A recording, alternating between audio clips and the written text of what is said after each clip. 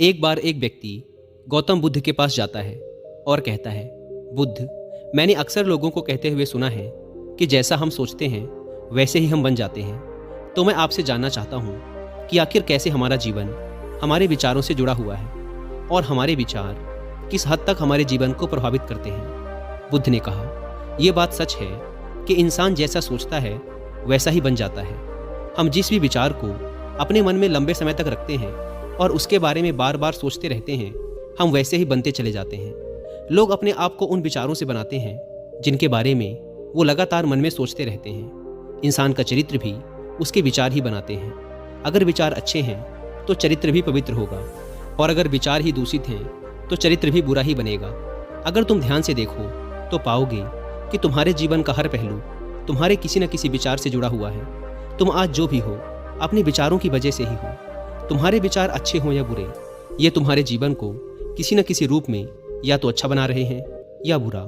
हम जैसी सोच रखते हैं हमारा चरित्र भी वैसा ही बन जाता है। जिस प्रकार बिना स्वस्थ बीज के कोई पेड़ नहीं उग सकता, उसी प्रकार अच्छे विचारों और अच्छे चरित्र के बिना कोई इंसान सफल नहीं बन सकता। और अगर उसके विचार नकारात्मक हैं तो वो अपने जीवन को गलत दिशा की ओर मोड़ देगा।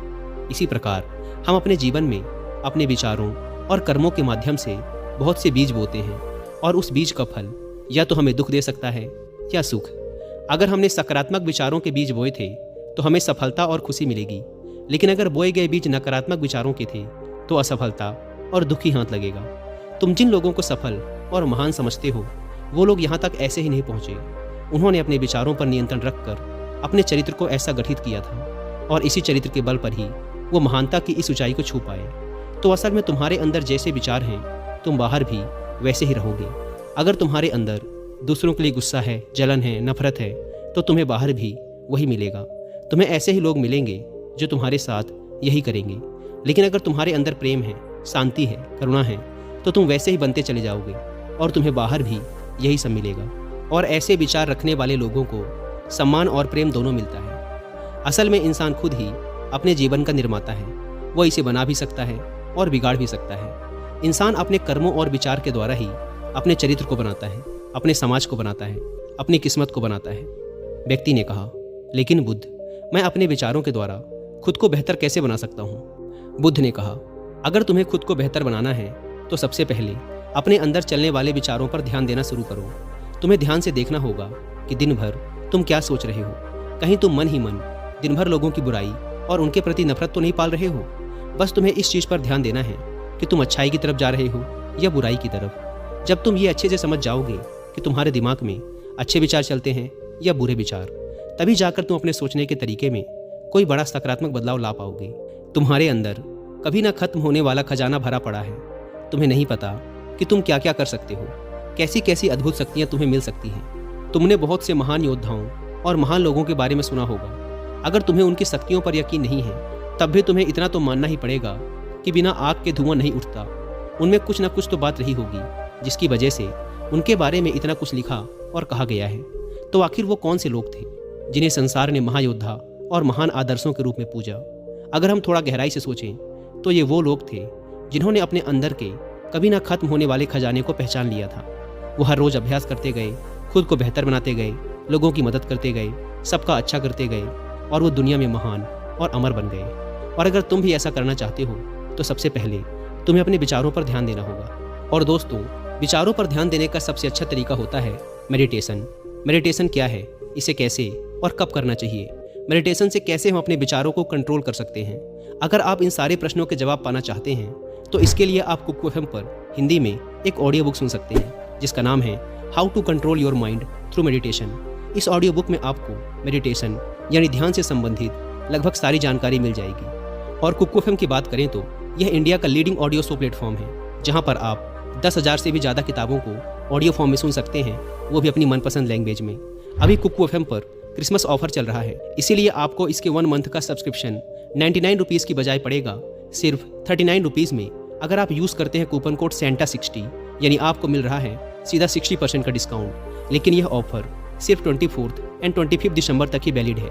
लेकिन वो लोग जो इस वीडियो को 25 दिसंबर के बाद देख रहे हैं उन्हें कुकू एफएम के ईयरली सब्सक्रिप्शन पर मिलेगा 50% का डिस्काउंट। अगर आप यूज़ करते हैं हमारा personal coupon code WI50। App को डाउनलोड करने की link description and first comment पर दी गई है। बुद्ध ने आगे कहा, एक इंसान के दिमाग की तुलना एक बगीचे से की जा सकती है। जिस प्रकार एक बगीचे को साफ सुथरा और सुंदर बनाए रखने के लिए समय समय पर उसमें उग रहे खरपतवारों को हटाना पड़ता है, रोज पानी देना पड़ता है, पौधे की देखरेख करनी पड़ती है, उसी प्रकार हमें अपने दिमाग को भी सकारात्मक और सुंदर बनाए रखने के लिए इसकी देखरेख करनी पड़ती है। इसमें से नकारात्मक विचारों को लगातार हटाना पड़ता है और सकारात्मक विचारों को जगह देनी पड़ती है। इसके लिए हमें डर, चिंता, नफरत और जलन जैसी भावनाओं से खुद को दूर रखना पड़ता है और इसके लिए तुम्हें अपने अंदर चल रहे विचारों पर लगातार ध्यान देना होगा। किसी भी इंसान के अंदर उठने वाले विचार और उसका चरित्र काफ़ी हद तक उसके आसपास के माहौल और उसकी परिस्थितियों पर निर्भर करते हैं। लेकिन इसका मतलब ये नहीं कि अगर किसी इंसान की परिस्थिति खराब है तो उसके विचार भी हमेशा खराब ही होंगे। वो अपने विचारों पर ध्यान देकर उन्हें बदल सकता है और जैसे ही उस व्यक्ति के विचार बदलेंगे, उसका चरित्र और उसके काम करने का तरीका अपने आप बदल जाएगा। बस किसी भी व्यक्ति को धीरे धीरे ये सारी चीज़ें सीखनी पड़ती हैं। विचारों के काम करने के तरीके को समझना पड़ता है। तुम्हें सबसे पहले ये मानना पड़ेगा कि जो काम सामने वाला व्यक्ति कर सकता है वो तुम भी कर सकते हो। बस तुम्हें इसके लिए बार बार अभ्यास करने की ज़रूरत है, नई चीज़ें सीखने की ज़रूरत है। जैसे जैसे तुम्हारी सोच बदलेगी, तुम्हारी परिस्थितियाँ भी बदलती चली जाएंगी। जो भी विचार तुम बीज के रूप में अपने मन मस्तिष्क में डालते चले जाओगे, वो धीरे धीरे तुम्हारे चरित्र में, तुम्हारे कामों में दिखना शुरू हो जाएगा। और एक बार जब वो विचार तुम्हारे अंदर जड़ें जमा लेगा तो तुम्हें सफल होने से कोई नहीं रोक सकता। लेकिन अगर वो बीज यानी विचार नकारात्मक है तो फिर तुम्हें असफल होने से भी कोई नहीं बचा सकता। इसीलिए अपने विचारों के प्रति बहुत ज़्यादा जागरूक होने की ज़रूरत है कि तुम कैसे विचार अपने अंदर डाल रहे हो। एक बात हमेशा याद रखना, हमें वो नहीं मिलता जो हम चाहते हैं, बल्कि हमें वो मिलता है जो हम हैं और हम अपने विचार हैं। इसीलिए इच्छा करना और उस इच्छा के बारे में लगातार अच्छा सोचते रहना व उसे पूरा करने का प्रयास करना दो बिल्कुल अलग अलग चीज़ें हैं। क्योंकि इच्छा तो हर व्यक्ति करता है, लेकिन उस इच्छा के बारे में लगातार सकारात्मक सोचना और उसे पाने के लिए कड़ी मेहनत करना ये बहुत ही कम लोग कर पाते हैं। इसीलिए अगर तुम्हें अपनी परिस्थितियाँ बदलनी हैं तो तुम्हें पहले खुद को बदलना होगा। क्योंकि ज़्यादातर लोग अपनी परिस्थितियाँ तो बदलना चाहते हैं, लेकिन वो अपनी सोच और काम करने के तरीके को नहीं बदलना चाहते। और अगर लोग ऐसे ही रहेंगे तो उनकी परिस्थितियाँ भी कभी नहीं बदलेंगी। व्यक्ति ने कहा, बुद्ध, हमारे विचारों का हमारे शरीर पर क्या प्रभाव पड़ता है? बुद्ध ने कहा, हमारा शरीर हमारे मन का गुलाम होता है। हम जो भी सोचते हैं उसका सबसे पहला असर हमारे शरीर पर ही पड़ता है। तुमने देखा होगा कि जो लोग बहुत ज़्यादा चिंता करते हैं, डरते हैं, वो जल्दी बीमार पड़ जाते हैं। इसके साथ ही जो लोग दूसरों के प्रति जलन रखते हैं और हमेशा नकारात्मक सोचते रहते हैं, वो भी बहुत ही जल्द मानसिक और शारीरिक बीमारी की चपेट में आ जाते हैं। और अगर तुम भी ऐसे विचार रखोगे तो तुम्हारे साथ भी ऐसा ही होगा। इसके विपरीत जो लोग हमेशा खुश रहते हैं, दूसरों का अच्छा सोचते हैं, हमेशा स्वस्थ रहने का विचार रखते हैं, तो उनकी ऊर्जा भी वैसे ही बन जाती है। और इस ऊर्जा का सकारात्मक प्रभाव सबसे पहले उनके शरीर पर ही पड़ता है। क्योंकि जिस व्यक्ति का दिमाग शांत है, उस व्यक्ति के शरीर की आधी बीमारी अपने आप ही खत्म हो जाती है।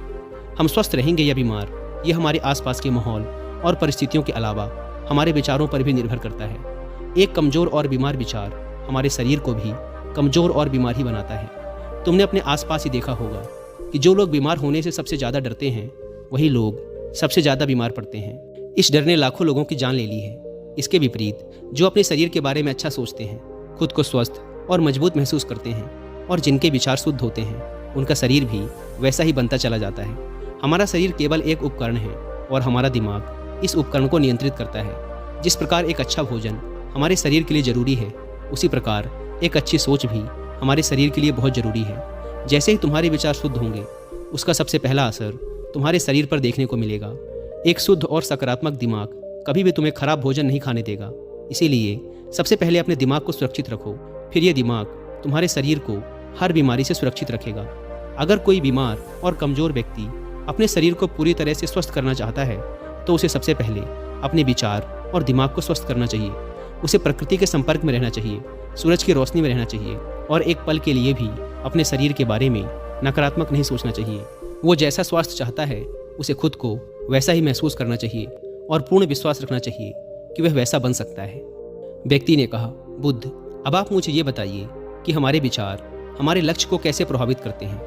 बुद्ध ने कहा, जब तक तुम्हारा लक्ष्य तुम्हारे विचारों से नहीं जुड़ेगा, तब तक तुम्हें सफलता नहीं मिल सकती। कहने का अर्थ ये है कि सोचने को तो तुम हर रोज एक नई चीज़ सोच सकते हो कि आज मुझे ये बनना है, कल मुझे ये बनना है या बाद में कुछ और बनना है। लेकिन जब तक तुम अपना एक लक्ष्य निर्धारित नहीं करोगे तब तक तुम कोई बड़ा काम नहीं कर सकते, क्योंकि नियम ये है कि जिस भी काम को हम बार बार करते हैं उसी काम में हम कुछ अद्भुत सफलता हासिल कर सकते हैं। और अगर तुम हर दिन अपना लक्ष्य बदलते रहोगे तो तुम कहीं भी नहीं पहुंचने वाले। इसीलिए तुम्हारी ज़िंदगी का एक निश्चित लक्ष्य होना चाहिए और तुम्हें पूरी मेहनत और लगन के साथ उस लक्ष्य को पूरा करने का प्रयास भी करना चाहिए। और इसके लिए तुम्हें अपने सारे विचारों को अपने लक्ष्य के प्रति एकाग्रचित करना होगा, वरना तुम्हारे विचार बिखर जाएंगे।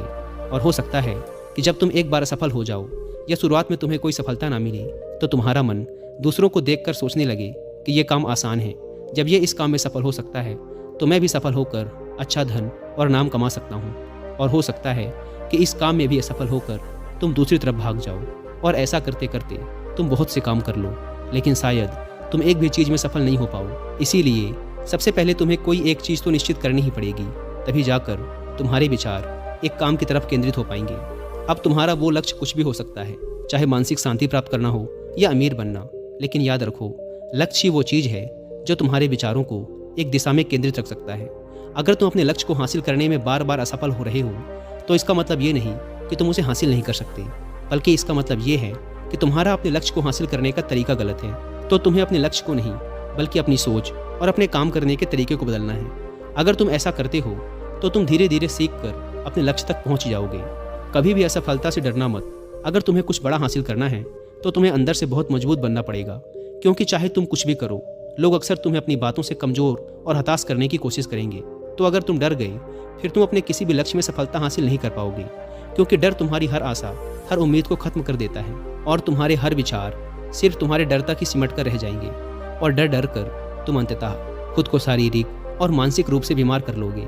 फिर जाकर तुम्हें समझ आएगा कि तुम अपने इस झूठे डर के एहसास में कितनी बड़ी गलती कर चुके हो, और फिर तुम्हारे लिए उस हालात से खुद को बाहर निकाल पाना बहुत ही मुश्किल होगा। इसीलिए सबसे पहले एक लक्ष्य बनाओ ताकि तुम्हारे विचार उसकी तरफ एकाग्र हो सकें। उसके बाद बार असफल होने पर भी डरो मत, क्योंकि ये लक्ष्य की प्राप्ति का एक हिस्सा ही है। और पूर्ण भरोसा रखो कि तुम सफल जरूर होगे और एक दिन तुम हो भी जाओगे। व्यक्ति ने कहा, बुद्ध, विचार और मन की शांति का क्या संबंध है? बुद्ध ने कहा, मन की शांति वह खजाना है जिसे दुनिया के 1% लोग भी हासिल नहीं कर पाते, और जिसने ये खजाना हासिल कर लिया वो इस दुनिया का सबसे खुशनसीब इंसान है। वो लोगों की भीड़ में सबसे अलग नजर आता है। ये कहने में जितना आसान लगता है, असल में ये उतना आसान है नहीं। मन की शांति को केवल लंबे समय तक आत्मनियंत्रण के द्वारा ही पाया जा सकता है। जब कोई व्यक्ति खुद को और दुनिया को समझ लेता है, मोह और प्रेम के बीच के अंतर को समझ जाता है, उसके अंदर से नफरत, डर और जलन जैसी भावनाएं खत्म हो जाती हैं, तब जाकर एक व्यक्ति सच्ची मन की शांति को पा सकता है। और यही हर इंसान का अंतिम लक्ष्य भी है। एक अंदर से शांत व्यक्ति बुरी से बुरी परिस्थिति में भी खुद को नियंत्रित रख सकता है। जितनी मानसिक शक्ति एक शांत इंसान के पास होती है उतनी और किसी के पास नहीं होती। शांत इंसान का मतलब एक ऐसे व्यक्ति से है जिसका मन पूरी तरह से शांत हो चुका है, क्योंकि जैसे ही तुम्हारा मन शांत हो जाएगा तुम्हारे सभी विचार शांत हो जाएंगे, और तब तुम महसूस कर पाओगे कि असल में तुम्हारा दिमाग कितना शक्तिशाली है। जैसे ही तुम्हें मन की शांति मिलेगी तुम्हें यह अनुभव होगा कि तुम्हारी मानसिक शक्ति इतनी बढ़ चुकी है कि अब तुम्हारे लिए हर काम आसान हो चुका है। तुम जहाँ भी होगे, जैसे भी परिस्थिति में होगे, खुद को स्वीकार करने लगोगे, हमेशा खुश रहने लगोगे। और अगर तुम्हें इस स्थिति को पाना है तो इसकी शुरुआत भी तुम्हें अपने विचारों से ही करनी पड़ेगी, अपने विचारों को नियंत्रित करके। और अपने विचारों पर यह नियंत्रण तुम हासिल कर सकते हो सिर्फ और सिर्फ ध्यान के माध्यम से। इतना कहने के बाद बुद्ध मौन होकर ध्यानस्थ हो गए और वह व्यक्ति भी उनको प्रणाम कर वहाँ से चला गया। दोस्तों, उम्मीद है कि आपको ये वीडियो पसंद आई होगी।